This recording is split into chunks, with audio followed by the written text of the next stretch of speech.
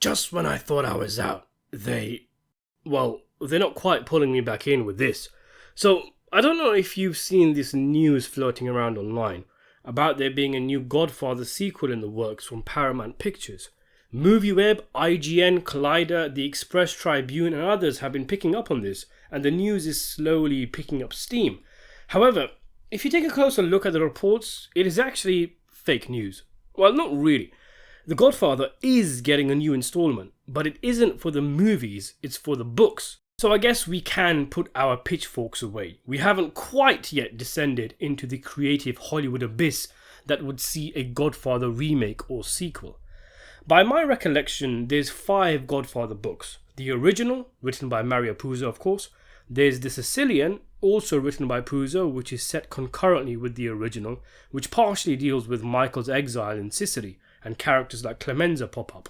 There's The Godfather Returns and The Godfather's Revenge by Mark Weingartner, official sequels, which to be honest, I was not a big fan of.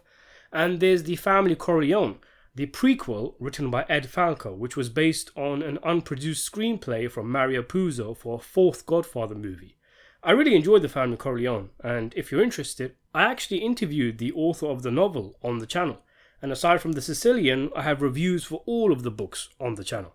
So what is actually happening is that the author Adriana Trigiani has been commissioned by the Puzo estate to write the new Godfather novel, which at this moment in time is called Connie.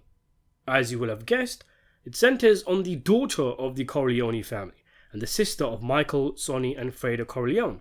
According to reports, the author said Connie is a novel about how a woman works to forge her own way in a world that's already decided who she is, what she's about, and how she should be treated. People underestimated Don Vito Corleone and Michael Corleone at their peril. The same will be true for Connie Corleone.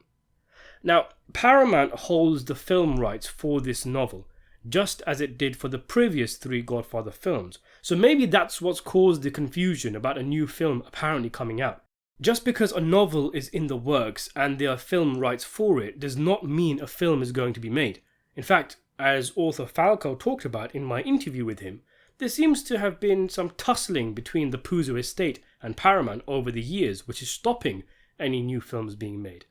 As the Hollywood Reporter outlined, when Paramount bought the rights to Puzo's original novel in 1969, it claimed ownership of the entire franchise, future books included.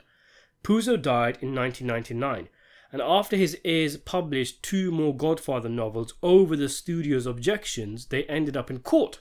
The eventual settlement gave the family the freedom to publish new books, as long as Paramount gets first crack at the film rights.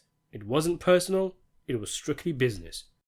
So really, there's been a few novels already and no concrete effort to get them made into films, and it doesn't look like it's going to be the case here either.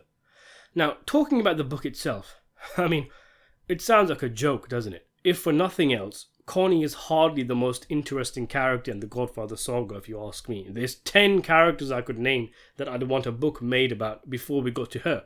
And putting the author's comments to a side, which just sound like an outline for a generic girl boss fantasy novel, there could be something there. Imagine the story of a sheltered, pampered and doted only girl of a family full of boys, marrying a man of her own choosing, finding out he is actually abusive, and her parents, because of their culture, refusing to help. She starts trying to make it work with her husband, only for him to disappear when things were going good, and she heavily suspects her brother Michael. She then leaves the family, going off on adventures with all sorts of men, trying to find herself, her identity, her home, before realizing it is back with her family, going back to Michael and asking for forgiveness, and from then on becoming a Corleone stalwart, a silent observer to this family that has transformed into something unrecognizable from the days of her carefree marriage, having to bear the pangs of knowing Michael also had her other brother Fredo murdered. Poor weak Fredo, as she tends to the man who killed him, Michael Corleone, growing sicker and feebler as the years go past, haunted by his sins. So there is something you could do. Such is the richness of the characters that exist in this universe. But even if the outline that I just described is what ends up happening, I would much rather see that as a smaller storyline set in a larger novel.